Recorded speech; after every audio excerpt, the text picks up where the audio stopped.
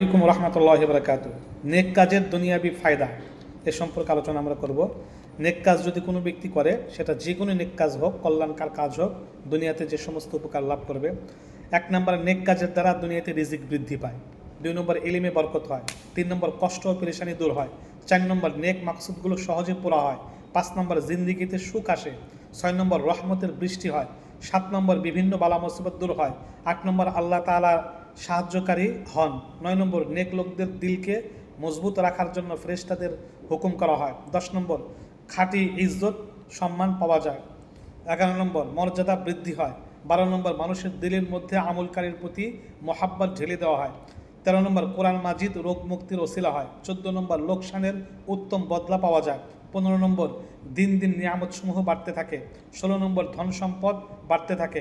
17 নম্বর, দিলে শান্তি আসে। 18 নম্বর, ভবিষ্যৎ বংশধরদের মধ্যে ফায়দা পৌঁছে।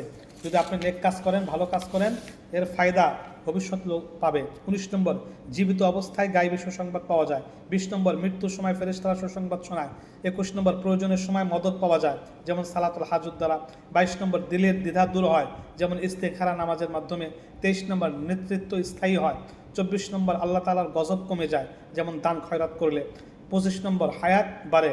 26 নম্বর, অভাব ও অনাহার থেকে মুক্তি পাওয়া যায়। 27 নম্বর, অল্প জিনিসে বরকত বেশি হয়। নেক কাজে আরও অনেক উপকার রয়েছে। নেক কাজ যদি কোনো ব্যক্তি করে, এর সব তো সে পাই। সে আন্তরিকভাবে, আত্মিকভাবে, আধ্যাত্মিকভাবে, শারীরিকভাবে সে নিজেও উপকৃত হয়, তার সন্তানাদি উপকার লাভ করে। যদি কোনো ব্যক্তি নেককার হয়, তার বংশে অবশ্যই নেক কাজের প্রভাব বিস্তার করবে, তার সন্তানরাও ভালো হবে, আল্লাহ পাকের কল্যাণ, রহমত, বরকত লাভ করবে। এটাই স্বাভাবিক। আমিন।